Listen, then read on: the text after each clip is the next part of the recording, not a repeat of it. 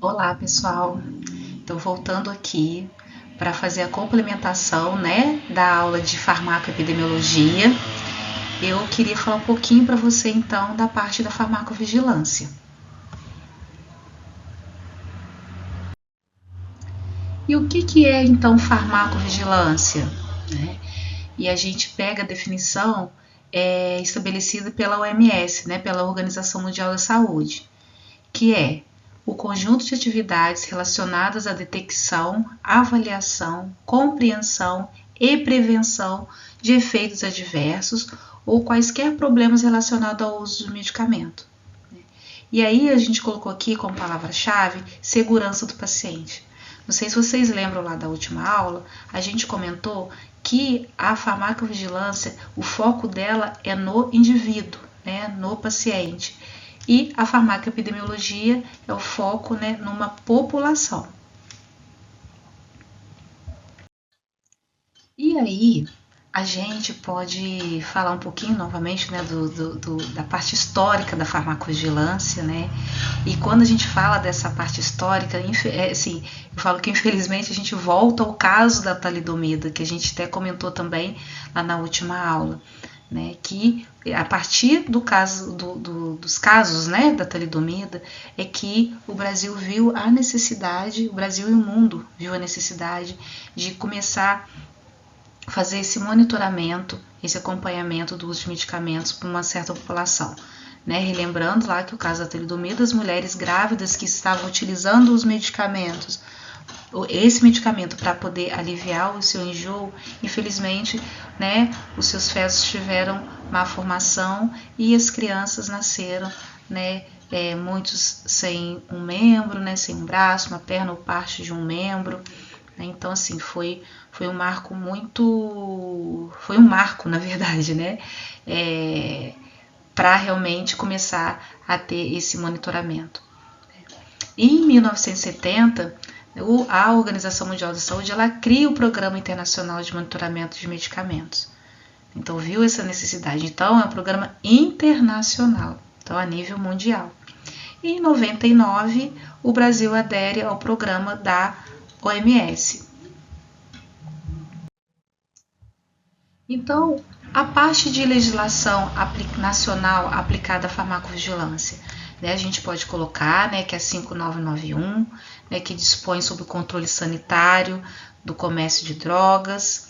Né, nós podemos citar a 6360, né, que regula a vigilância sanitária de medicamentos, a 406, que define as boas práticas da farmacovigilância, a 4 de 2009, que estabelece as regras de notificação de reações adversas, tá?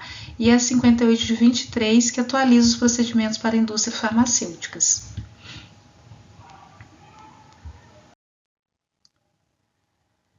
E quando a gente está falando de farmacovigilância e como a farmacovigilância ela vai fazer o estudo, né, das reações, dos eventos adversos, né, vigiando aquele medicamento, né, que é utilizado por aquele paciente, eu vou citar aqui para vocês alguns tipos de reações adversas. Né? Por quê? Por que é reação adversa, né, o evento adverso? Né? É toda aquela resposta, né, que é indesejável, né, que o medicamento ele produz. Né? Isso mesmo em doses normais, né, em doses usuais, que a pessoa usa e aí acontece alguma reação que não é intencional. Tá? Porque a gente sabe, por exemplo, que o efeito colateral a gente sabe que pode acontecer. Ele pode ser visto de forma desejável, mas de forma indesejável. E quando ele produz algum efeito indesejável, o efeito colateral já não passa a ser mais efeito colateral, né? Ele já passa a ser o evento adverso. Né? E aí, quais são os tipos de reações adversas? Nós temos de tipo A, que é doses dependentes, a gente consegue prever. A de tipo B, isso prevê, gente, que já com conhecimento, tá? O tipo B, não previsíveis, idiosincráticas, né? O que é indiciocrasia? Né? É aquilo que modifica a parte genética. Então, uma reação adversa idiosincrática é aquela que traz resposta normal, tá? A gente pode falar assim, geneticamente, né, assim, que é determinada pelo uso do fármaco, tá? A gente também pode ter a de tipo C, que é associada a um uso prolongado de um determinado medicamento. A gente tem de tipo D, que pode ocorrer depois de, né, a partir de, assim, depois de uso, com efeitos tardios, né? A gente pode ter algumas reações que o nosso corpo mesmo produz em relação ao medicamento, quando relacionadas à retirada, e também, né, que é no caso do tipo E, e também temos a do tipo F, né, que é através de falhas terapêuticas, tá? E aí, quais são as fontes de dados para a farmacovigilância? A gente tem, né, os relatos espontâneos pelos profissionais de saúde, a gente também tem estudos clínicos e pós-comercialização, mas assim, os bancos de dados nacionais e internacionais, assim, são, eu acho que são os primordiais para que a gente consiga conhecer essas reações que acontecem com esses pacientes. Então, assim, é importante quando a gente tem como obrigação como profissional de saúde conhecer uma reação adversa, fazer a notificação, né, através do Notivisa, né, fazer também pode estar entrando também pelo Vigimed, né, e até mesmo a nível mundial, que é pela OMS, que é a parte da Vigibase. Gente, desculpe, mas assim, o barulho aqui infelizmente não tem como eu controlar muito. Que eu moro na beiradinha da rua. Então, assim, eu acho que é importante porque a partir do momento que a gente tem essa notificação, né, as autoridades eles vão entender, né, e saber o que está acontecendo, e se você faz de um lado, a pessoa faz de um outro, a pessoa faz no sul, outra no norte, outra no centro-oeste, eles vão conseguir fazer o quê? Com que avaliar melhor se aquela droga realmente ela tem que continuar no mercado ou se ela pode ser limitada por alguma coisa, né? Se vai descontinuar o uso. Então, é muito importante quando a gente observa uma reação que é não desejável, mesmo em doses normais, doses usuais, né, que o paciente está fazendo, a gente tem que notificar.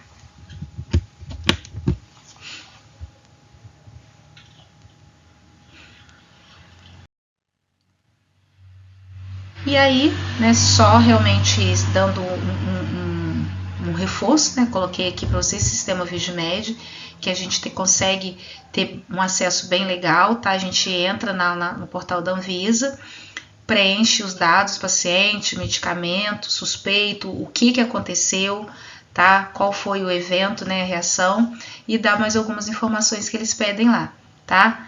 As notificações podem ser feitas por profissionais, né, como nós, farmacêuticos, os médicos e até mesmo os pacientes e demais profissionais. Às vezes as pessoas acham que elas não podem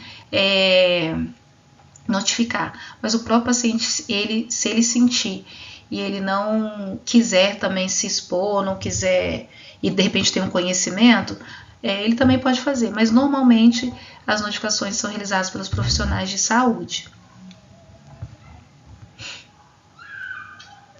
Ali apareceu o SNGPC, mas que depois ia aparecer o Vigimed. Depois na próxima bolinha ali que a gente passou, só que eu printei e acabou ficando o SNGPC. Tudo você consegue visualizar, todos esses sistemas lá no portal da Anvisa. E aí, gente, qual que é o papel do farmacêutico, né? A gente, quando a gente está fazendo acompanhamento, né?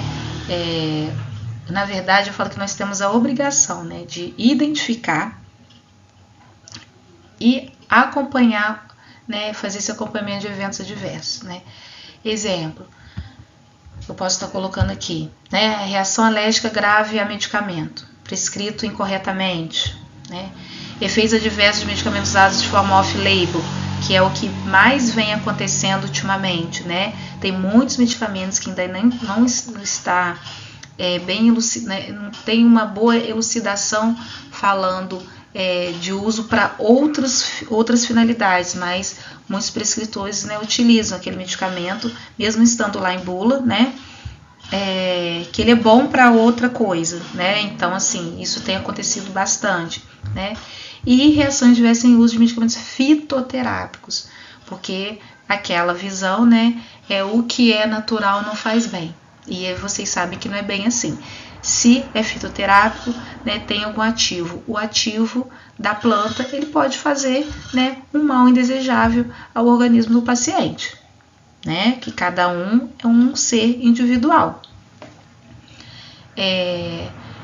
Uma das nossas obrigações, né, como farmacêutico, fazer educação e orientação desses pacientes, tá? E muitas das vezes, né, e é fundamental, fazer uma implementação de protocolos de segurança, né? Dentro da sua drogaria, dentro do hospital, né, da sua gestão. Então, é importante fazer essa implementação de protocolos para poder fazer o que? Quando a gente fala de protocolo de segurança, normalmente a gente vai visualizar o que? Ser segurança para que não ocorra ou que diminui, né, a possibilidade de que? Desses eventos adversos.